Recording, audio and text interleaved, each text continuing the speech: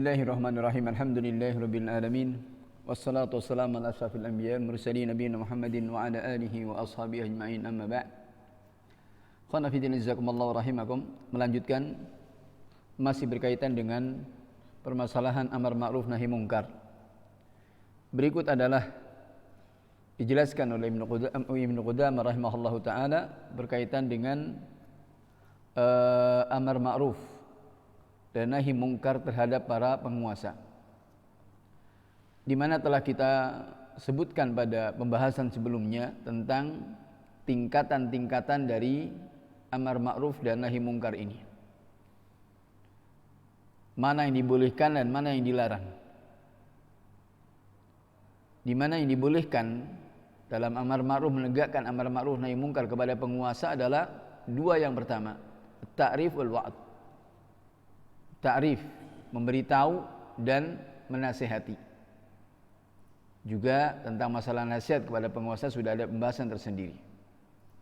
Adapun kemudian dengan perkataan yang kasar seperti mengatakan ya zalim, wahai orang yang zalim, wahai orang yang tidak takut kepada Allah, maka dalam hal ini jika akan memberikan dampak fitnah yang dampak keburukannya itu kepada orang lain, maka ini tidak boleh. Adapun kalau hanya kepada dirinya sendiri, maka jumhur para ulama membolehkannya. Ketika itu tidak memberikan itharah ya kepada orang lain, tidak menjadikan dhajjah, yakni kekisruhan dan keributan, kecuali dirinya sendiri. Namun dalam hal ini juga Ibnu Qudamah lebih berpendapat kepada tidak bolehnya kalau kemudian meskipun itu adalah kepada pribadi yang menyampaikan. Karena dalam hal ini alasannya adalah untuk menghilangkan kemungkaran. Maksud dari nasihat, maksud dari berikan peringatan itu adalah izalatul munkar, menghilangkan kemungkaran. Maka kalau kemudian menyampaikannya kepada penguasa dengan melakukan kemungkaran yang lebih besar, maka ini tentunya adalah akan lebih berbahaya. Di mana semestinya para penguasa itu adalah umumnya itu dimuliakan, diagungkan. Namun ketika mereka mendengar dari rakyatnya dikata-katain dengan ucapan-ucapan yang kasar, ya zalim, ya fasik, maka mereka tidak akan bisa sabar untuk kemudian menghukum kepada orang yang mengatakan seperti itu di hadapannya. Maka Imam Ahmad rahimahullahu ta'ala mengingatkan, jangan berhadapan dengan penguasa, maka sungguhnya pedang penguasa itu adalah selalu terhunus. Adapun apa yang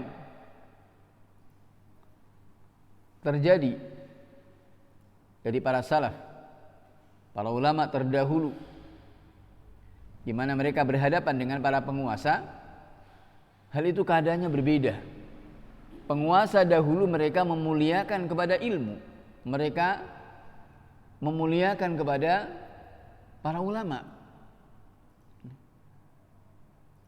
Ini umumnya mereka seperti itu, yakni pada generasi-generasi awal masih didasari dengan ilmu.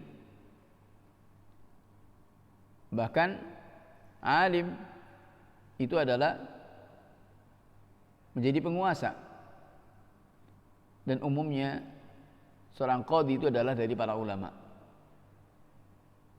muhadditsin, tidak sedikit ya, orang-orang besar. Dan yang jelas berbeda keadaannya. Karena itu beliau Ibnu Qudamah rahimahullahu ta'ala akan menjelaskan kepada kita nasihat-nasihat dari para salaf ya. Dan beliau sendiri mengumpulkan dalam satu risalah ya, tentang nasihat-nasihat para salaf terhadap para penguasa. Dalam kitab beliau Al-Misbahul Mudhi, dan beliau meringkas atau menukil dari beberapa kisah yang mungkin bisa kita ambil atau kita petik pelajaran bagaimana keadaan penguasa di masa dahulu dan bagaimana mereka ketika diingatkan, para penguasa ketika diingatkan, bahkan ketika dicibir sekalipun, mereka siap menerima cibiran itu. Ya. Maka bandingan tentunya adalah keadaannya berbeda. Seperti misalkan riwayat dari Sa'id ibnu Amir, di mana beliau mengatakan pada Umar bin Khattab radhiyallahu ta'ala anhu. Sa'id ibnu Amir mengatakan pada Umar bin Khattab radhiyallahu ta'ala anhu, dan ketika itu beliau menjadi khalifah Umar bin Khattab, ya, radhiyallahu ta'ala anhu, dengan mengatakan, inni musika bi kalimat min jawami'il islam wa ma'alimihi. Aku akan memberikan kepadamu wasiat dengan beberapa kalimah, dengan beberapa untaian kata yang itu adalah merupakan kumpulan dari Islam. Apa nasihatnya? Takutlah kepada Allah Subhanahu wa taala dalam sikap kepada manusia. Akhsyallaha finnas. Takutlah kepada Allah dengan sikapmu kepada manusia, satu. Wala takhshan nasa fillah. Dan jangan takut kepada manusia karena kepada Allah Subhanahu wa taala. Artinya ketika berkaitan dengan hak-hak Allah, kemudian jangan takut kepada manusia. Tapi ketika bersikap kepada manusia, takutlah kepada Allah Subhanahu wa taala. Yang ketiga, wala yukhalif qaulaka fi'lak. Jangan berbeda antara ucapanmu dengan perbuatanmu. Jangan engkau menyelisihi ucapanmu dengan perbuatanmu. Fa inna khairal qawli ma saddaqahul fi'l. Maka sebaik-baik ucapan adalah yang dibenarkan oleh perbuatan.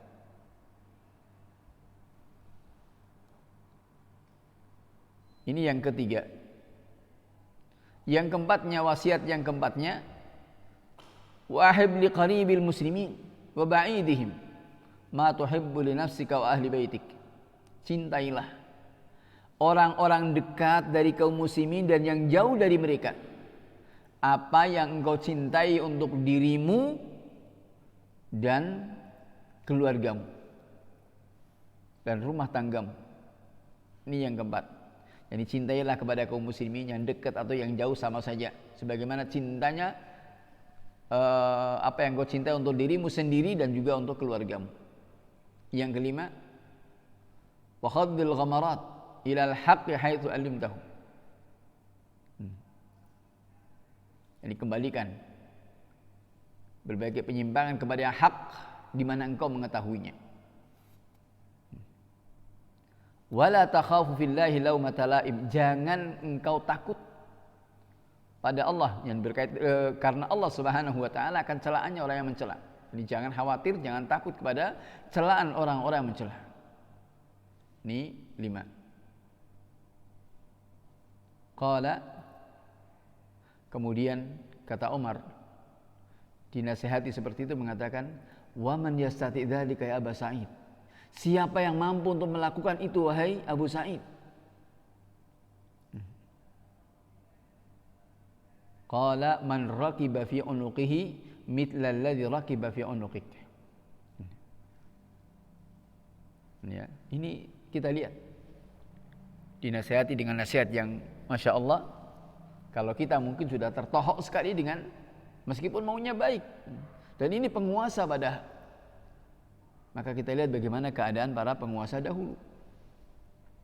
Ini riwayat dari Sa'id ibnu Amir. Kemudian kisah yang kedua dibawakan Ibnu Qudamah rahimahullahu taala dari Qatadah bin Da'amah Sudusi yang menceritakan bahwa Umar bin Khattab, lagi-lagi adalah kisahnya Umar bin Khattab radhiyallahu taala anhu. keluar dari masjid.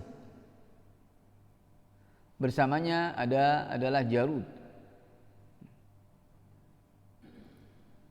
Kemudian tiba-tiba ada seorang wanita di jalan, bertemu dengan seorang wanita di jalan. Maka Umar pun mengucapkan salam kepadanya. Dan wanita ini pun membalas salamnya. Atau wanita itu yang mengucapkan salam kepada Umar bin Khattab, kemudian beliau membalasnya. Kemudian si wanita ini mengatakan, "Hai, wahai Umar." "Hayya, ya Umar." Jadi satu kalimat seakan ada sebagai satu hardikan wanita ini.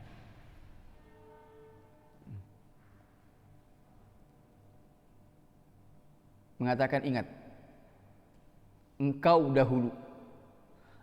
dahulu itu bernama Umar di pasar Ukad. Ketika di pasar Ukad dahulu, maksudnya waktu masa jahiliyah ya, di pasar Ukad engkau bernama Umar. Dan engkau bergulat dengan anak-anak sebayamu. Dan tidak melewati beberapa hari sehingga engkau dinamakan dengan Umar. Dari Umar katanya menjadi Umar. Kemudian juga tidak berselang lama sehingga engkau diberi nama Amirul Mukminin. Apa kata si wanita ini? Fattaqillaha fir ra'iyah, katanya. Bertakwalah engkau kepada Allah Subhanahu wa taala terhadap rakyat. Wa'lam annahu man khafal maut khasyal faut. Ketahuilah bahwasanya orang yang takut akan kematian, dia pun juga akan takut akan luput. Kemudian Umar pun menangis. Dinasihati oleh seorang wanita seperti itu, menangis. Fabaka Umar radhiyallahu ta'ala. Kemudian Al-Jarud yang bersamanya mengatakan, "Hayya, si wanita ini telah berani sekali kepada Amirul Mukminin sampai menjadikan dia menangis."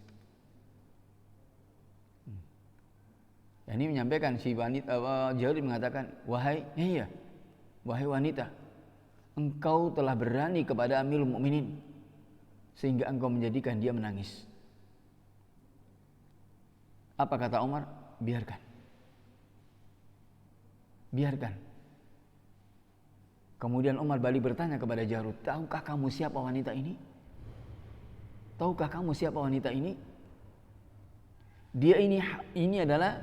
Beliau ini adalah Khawla binti Hakim radhiyallahu ta'ala an." Jadi Umar tahu yang mengatakan seperti itu adalah Khawla binti Hakim radhiyallahu ta'ala, yang Allah Subhanahu wa taala mendengar ucapannya dari atas langit sana. Adapun Umar wallahi sangat menginginkan lebih waspada, lebih hati-hati untuk didengar. Yani Allah Subhanahu wa taala lebih mendengar ucapan wanita ini. Yani wanita inilah Khawla binti Hakim yang merupakan asbabun nuzul dari surat Al-Mujadilah. Qad sami'a Allahu qawla allati tujadiluka fi zawjiha wa tashtaki ila Allah. Ini adalah Khawla binti Hakim. Maka ini Umar bin Khattab menyadari omongannya, doanya didengar oleh Allah Subhanahu wa taala sehingga sampai turun ayatul zihar. Maka ini, dan Umar syahidnya di sini adalah sampai Umar menangis. Dan juga tidak kemudian membela diri meskipun dia sebagai seorang penguasa. Bahkan yang mengingatkan wanita ini diingatkan. Biarkan. Ini kisah yang kedua. Kemudian kisah yang ketiga, disebutkan, diriwayatkan bahwa ada seorang syekh, seorang tua dari Azid Shanau'ah, satu daerah di Yaman, datang kepada Muawiyah radhiyallahu ta'ala anhu. Kemudian sowan datang kepada Muawiyah. Apa katanya? Ittaqillah ya Muawiyah. Bertakwalah engkau wahai Muawiyah.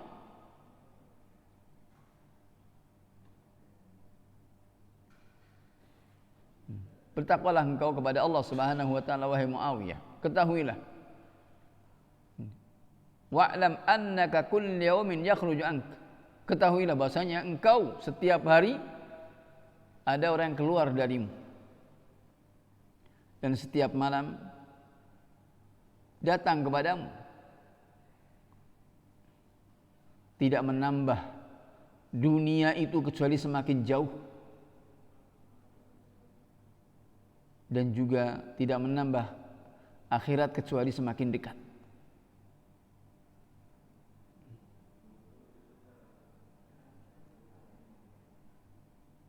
Dan carilah, jangan sampai engkau luput. Ini jangan sampai luput dengan akhiratmu. Dan telah diberikan kepadamu ilmu yang melewatimu. Betapa cepatnya sampainya ilmu itu. Dan hampir-hampir akan menjumpaimu seorang yang mencari ilmu.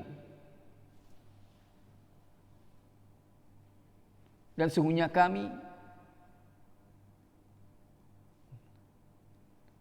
kita semuanya dan engkau juga akan hilang, akan sirna. Dan kita yang berjalan menuju ke tempat itu adalah kekal. Artinya tempat yang kita tuju itulah yang kekal akhirat. Maka jika bekal kita baik, maka kebaikan yang akan kita dapatkan. Dan jika keburukan, maka keburukan yang akan didapatkannya. Maka ini syahidnya di sini, ini yang kisah yang ketiga berkaitan dengan istilahnya berani tunjuk hidung di hadapan penguasa. Tapi ini dahulu. Kemudian kisah yang keempatnya, Ibnu Qudamah rahimahullahu taala menyebutkan bahwa Sulaiman ibn Abdul Malik masuk ke Madinah. Kemudian bermalam tinggal di Madinah selama 3 hari.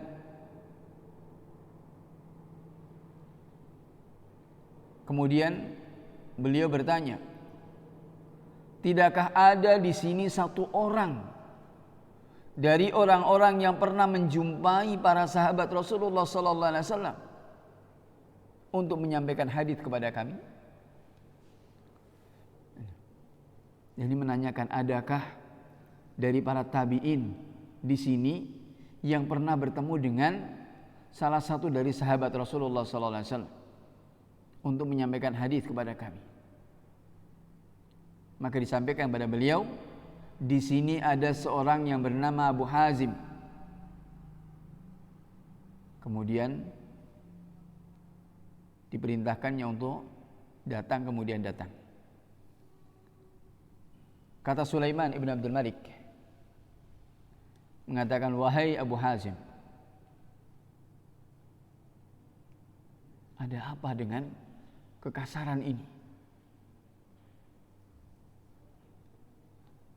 Kemudian Abu Hazim rahimahullahu ta'ala balik bertanya, kekasaran apa yang kau lihat dariku? Artinya engkau kok sikapnya seperti itu? Kemudian Abu Hazim balik bertanya, kekasaran yang mana yang kau lihat dariku? Kemudian Sulaiman bin Abdul Malik, ini kan amir, penguasanya, mengatakan,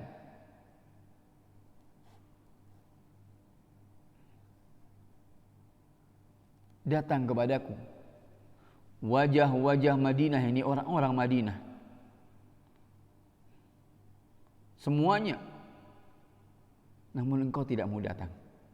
Artinya orang-orang Madinah mereka datang menjumpaiku ketika aku datang ke sini selama 3 hari, dan engkau tidak kelihatan, engkau tidak datang kepadaku.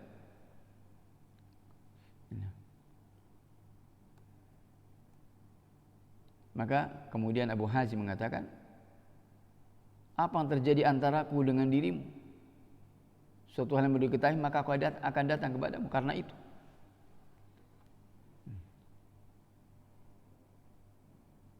Kemudian kata Sulaiman, benar wahai Abu Hazim, malah nakrahul maut, kami tidak takut mati.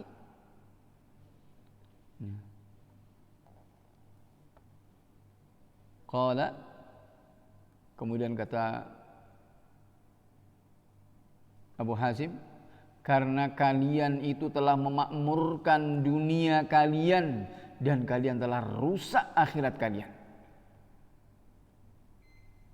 maka kalian tidak suka untuk pindah dari negeri yang kalian makmurkan kepada negeri yang sudah kalian rusak. Artinya ketika di dunia mungkin bergelimang dan dengan kenikmatan, kalau kemudian akhirat, Allah musta'an. Kemudian Amirul Mukminin, ya, Khalifah ini juga Sulaiman ibn Abdul Malik mengatakan, benar, engkau benar wahai Abu Hazim. Bagaimana datang kepada Allah Subhanahu wa taala? Bagaimana nanti menghadap kepada Allah Subhanahu wa taala? Kata Abu Hazim, adapun orang yang berbuat ihsan, maka seperti orang yang datang dari jauh, ghaib, datang kepada keluarganya dalam keadaan penuh kebahagiaan, dengan penuh sukacita, farahan masruran. Adapun orang yang jelek, orang yang berdosa, kata beliau, kal-abiq, seperti seorang budak yang minggat dari tuannya, dari majikannya. Dia datang kepada majikannya dalam keadaan ketakutan, dalam keadaan sedih. Ini. Maka Sulaiman bin Abdul Malik pun menangis.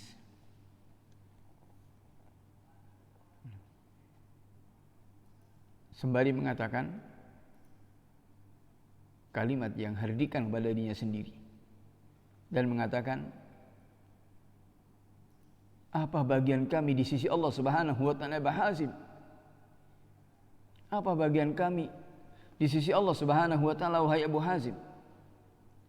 Kemudian Abu Hazim mengatakan, hadapkan dirimu kepada kitab Allah, hadapkan dirimu kepada Al-Quran, maka engkau akan tahu apa yang ada bagimu di sisi Allah Subhanahu wa taala. Subhanallah. Kemudian kata Sulaiman lagi, wahai Abu Hazim, sesungguhnya mengenai kepadaku dari ilmu itu dari kitab Allah Subhanahu wa taala, dari firman Allah Subhanahu wa taala, innal abrara lafi na'im wa innal fujjara lafi jahim, surat Al-Infitar. Sungguhnya orang-orang yang baik-baik pasti dalam kenikmatan, dan sungguhnya orang yang fajir, yang jahat, dia pasti ada di dalam neraka jahim. Maka kemudian Sulaiman mengatakan, wahai Abu Hazim, maka di mana rahmat Allah Subhanahu wa taala? Qala, kata Abu Hazim, rahmat Allah Subhanahu wa taala qaribun minal muhsinin, itu dekat kepada orang-orang selalu berbuat ihsan. Inna rahmatallahi qaribun minal muhsinin. Sesungguhnya rahmat Allah itu dekat dengan orang-orang yang berbuat ihsan. Kemudian kata Sulaiman bin Abdul Malik rahimahullahu taala mengatakan, ya wahai Abu Hazim, siapakah manusia yang paling berakal?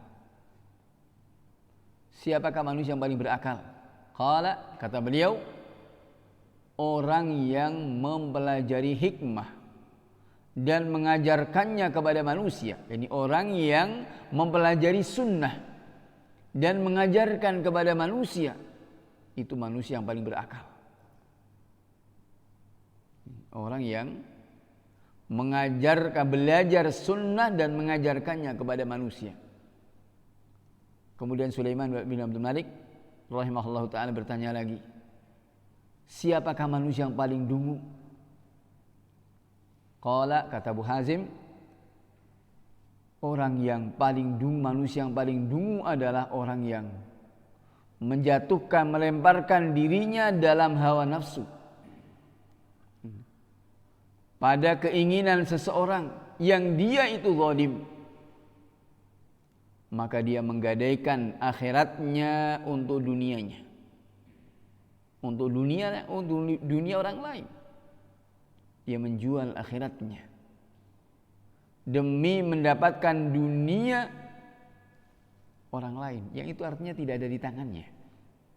Rela untuk menukar akhiratnya. Na'udzubillah, tsumma na'udzubillah. Qala, kemudian kata Sulaiman bin Abdul Malik, wahai Abu Hazim, siapakah orang yang doa mana yang paling didengar? Artinya doa mana yang paling dikabulkan, didengar? Kata beliau, doaul mukhbitin, doanya orang-orang yang tunduk, doanya orang-orang yang tadarru', orang-orang yang pasrah kepada Allah Subhanahu wa taala. Kemudian Sulaiman bin Abdul Malik bertanya lagi, sedekah mana yang paling suci? Qala, kata Abu Hazim, juhdul muqil, kesungguhan yang sedikit. Kemudian masih ini perbincangan yang terjadi antara Abu Hazim rahimahullahu ta'ala dengan Sulaiman bin Abdul Malik, antara penguasa dengan seorang alim. Wahai Abu Hazim, katanya, apa yang kau katakan dengan apa yang kami ada padanya sekarang ini? Qala, kata Abu Hazim, maafkan aku dari hal ini. Artinya jangan bertanya seperti itu kepadaku. Namun Sulaiman bin Abdul Malik mengatakan, nasihat yang kau berikan untuk itu.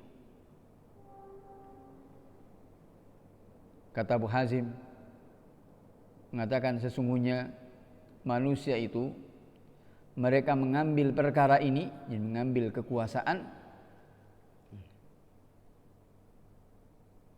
adalah sebagai tujuan tanpa musyawarah dengan kaum muslimin, dan juga tanpa adanya kesepakatan dari pendapat mereka.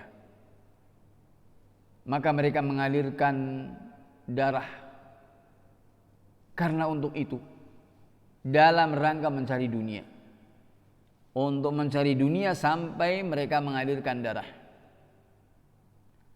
Kemudian akan ditinggalkan juga. Kemudian dia akan tinggalkan.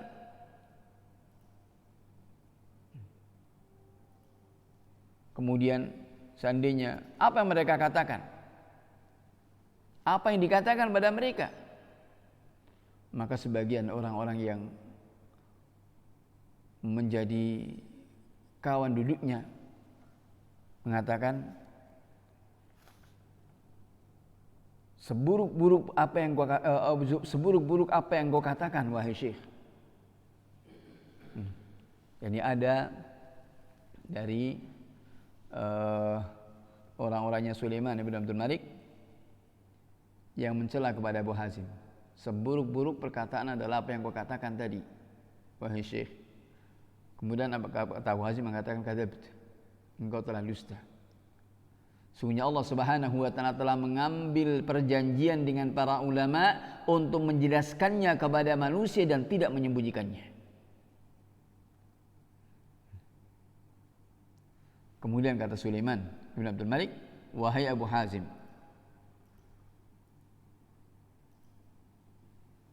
pagi ini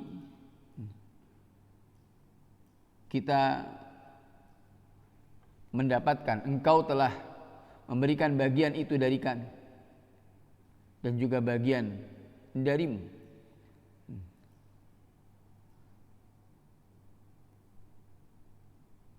Yani artinya mengatakan ini tadi ada bagianmu dan ada bagianku. Masing-masing sudah mendapatkan bagiannya.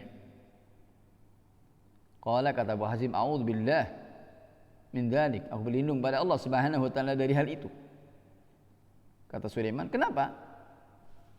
Qala akhafu an arkana ilaikum syai'an qalilan. Aku takut untuk aku akan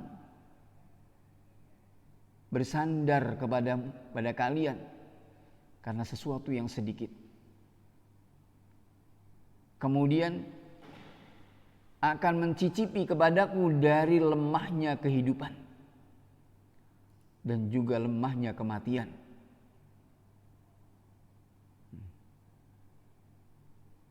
Kata Sulaiman, tunjukkan itu kepadaku. Qala, kata Abu Hazim, bertakwalah engkau kepada Allah Subhanahu wa taala untuk engkau melihatmu di mana engkau telah melarangmu, atau engkau akan kehilangan di mana engkau telah memerintahkan. Kata Sulaiman, wahai Abu Hazim, doakanlah untuk kami dengan kebaikan.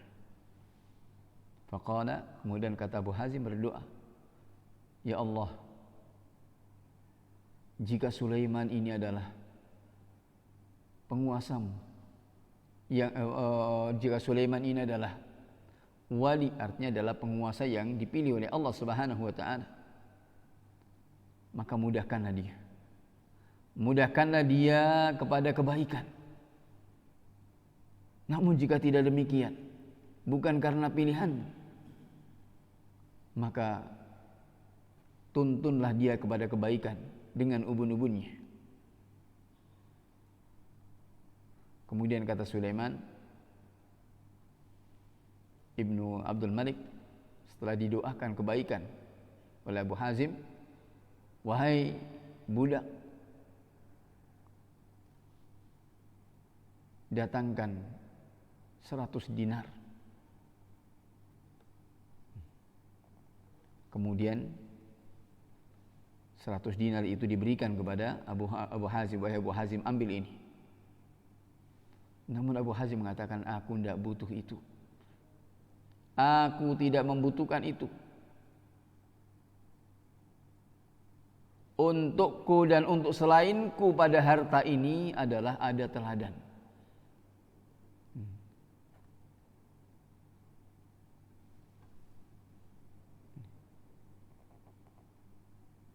Jika engkau samakan di antara kami, maka kami tidak butuh. Aku tidak butuh dengan harta itu. Dan sungguhnya aku takut ketika engkau mendengar dari ucapanku. Maka kemudian Sulaiman pun kagum dengan Abu Hazim ini. Sama sekali tidak tertarik dengan dunia. Kemudian Zuhri mengatakan, Al-Imam Zuhri mengatakan itu terjadi sejak 30 tahun.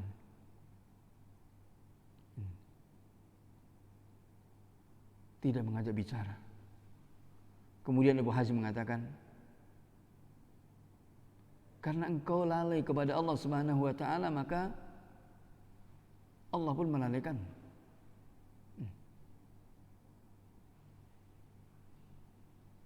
Kata Zuhri, engkau mencelaku.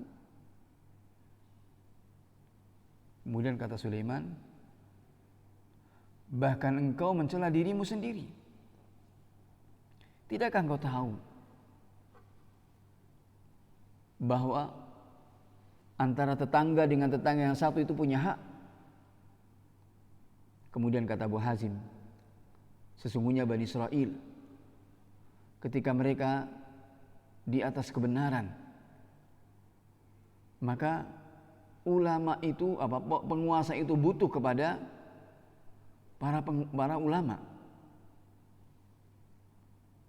Namun para ulama mereka lari dengan agamanya dari mereka, lari dari penguasa dengan agamanya. Maka ketika satu kaum itu mereka melihat min adillatin nas, dari manusia-manusia yang paling rendah, maka mereka pun belajar akan ilmu itu dan mendatangkannya itu kepada para penguasa. Maka berkumpullah manusia dalam kemaksiatan, akhirnya berguguran satu demi satu. Maka seandainya para ulama mereka mau menjaga agama mereka dan ilmu mereka, maka pasti para ulama itu tetap dimuliakan. Para ulama itu tetap akan diagungkan. Kemudian kata Imam Zuhri mengatakan, ka'annaka iyaya turidu wa bi ta'rid. Kayaknya sepertinya engkau menginginkan aku. Artinya yang dimaksudkan itu adalah aku. Dan denganku juga engkau berpaling. Kemudian Abu Hazim mengatakan, itu seperti yang engkau dengar. Maka ini di antara kisah, dan masih banyak beliau kisahkan tentang bagaimana perbincangan para ulama dahulu ya, dengan para penguasa. La yakhafuna fillahi laumata laim. Mereka tidak peduli akan celaannya orang-orang yang mencela. Tidak peduli.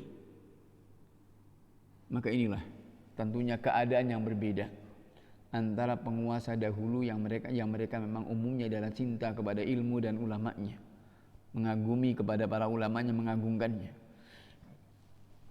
Dan juga berbeda dengan pada masa kita sekarang ini apalagi. Maka itu tentunya dalam pensikapannya adalah berbeda. Untuk jangan kemudian ketika dengan dalih mengingkari kemungkaran, kemudian akan menyebabkan kemungkaran yang lebih besar, baik untuk dirinya atau untuk orang lain. Maka hendaknya tetap menimbang kepada masalih mafasid, menimbang antara kerusakan dan kemaslahatannya, mana lebih maslahat, maka itu yang diambilnya. Ini barangkali yang kita bahas pada kesempatan berbahagia ini. Berikutnya beliau masih banyak dengan kisah-kisah yang barangkali dengan kisah-kisah ini akan juga memberikan banyak manfaat kepada kita. Sedikit banyak juga untuk kita mengetahui bagaimana siratus salaf, sejarahnya para ulama salaf dahulu dengan para penguasa, dan juga sikap-sikap mereka kepada dunia. Ini diceritakan di akhir masa sahabat atau awal masa tabi'in. Dengan seperti itu, bagaimana kalau seandainya mereka hidup di masa seperti kita sekarang ini? Allahul musta'an. Maka ini barangkali yang kita bahas, mudah-mudahan ada manfaatnya, dan semoga Allah Subhanahu wa taala senantiasa berikan kepada kita tabat dan istiqamah di atas sunnah-sunnah Nabi alaihi salatu wassalam. Waffaqana Allah wa iyyakum ila kulli khairin wa salah, innahu lidzalikal qadir alaihi wallahu ta'ala alam. Subhanakallahumma bihamdika asyhadu an la ilaha illa anta astaghfiruka wa atubu ilaik. Wabillahi taufiq, sallallahu alaihi wasallam nabiyina Muhammad wa ala alihi wa sahbihi ajma'in, walhamdulillahirabbil alamin. Wa jazakumullahu khairan ala husni istima' wa barakallahu fiikum.